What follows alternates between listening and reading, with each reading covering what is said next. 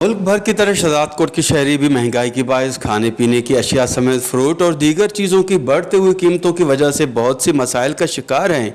एक आम शहरी रोज़ाना की बुनियाद पर 600 रुपये कमाने के बाद जहनी मरीज़ बन जाता है कि अब वो इन पैसों से क्या क्या ख़रीदे, जबकि दूसरी जानिब मौजूदा हुक्मरानों की गलत पॉलिसियों और गठजोड़ के बायस एक आम शहरी तिल तिल मरने पर मजबूर है। किराने वारे वञो उन वटि का लिस्ट कोन्हे, उन खां पोइ तव्हां अटे चकी ते वञो उन वटि का लिस्ट कोन्हे। इन जे करे जेका महांगाई वारो जिन आहे उहो बिल्कुलु बेकाबू आहे। हिते असांजा मुख़्तियारकार DC या चूंडियल नुमाइंदा या उन जो जेको हेठियों अमलो आहे उहो उन्हनि खां रिश्वत वठी पंहिंजी जेको आहे सो करे। हिकु बैलेंस आहे ई कोन त पोइ ग़रीब माण्हू गुरबत में न पिणबो त ॿियो छा कबो। हीअं त ग़रीब माण्हू हिकु वेलो मानी बि कोन थो खाई सघे। कल्ह 3 ॾींहं कणिक जो अटो हुयो 65 ते, कल्ह वञी वरितो थिए त 110 रुपए मिलियो आहे। भाई कहिड़ो अंधो कानून आहे हिते, ग़रीब काॾे वञे, कीअं गुज़ारो करे।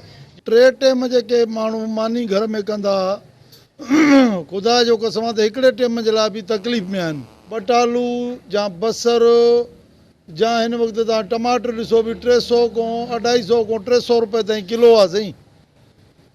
पहिरीं ॻाल्हि त अॻे अञा ग़रीब गुरबो सब्ज़ी वब्ज़ी वठंदो, को 50-60 ते अटो मिलंदो, अटो ई वठंदो।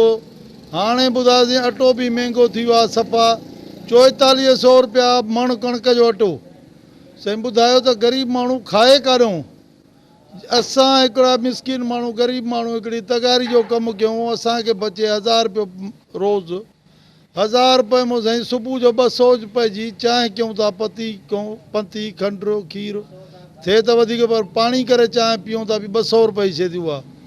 जो साईं सुबुह भाॼी था वठी वञूं त भाॼी में बक़ाया पैसा पूरा, राति जो वरी चांवरनि जा पैसा कोन्हनि। इन्हीअ करे असां इहो था चऊं वज़ीर आज़म खे, वज़ीर आला खे, जेके बि असांजा ख़ासि करे असांजो पंहिंजो MPA शहजादकोट में नवाबज़ादा नादर ख़ान मक्सी साहब खे बि इहा गुज़ारिश कयूं था त महिरबानी करे कुझु महांगाई जे हिसाब सां कुझु तव्हां मथे कुझु ॻाल्हायो, को महंगाई के घटायो। वश न्यूज़ से बात करते हुए शहरियों का मजीद कहना था कि खुदा के वास्ते बढ़ती हुई महंगाई पर काबू पाया जाए ताकि एक आम शहरी को ज़िंदगी गुजारने में किसी परेशानी का सामना करना न पड़े।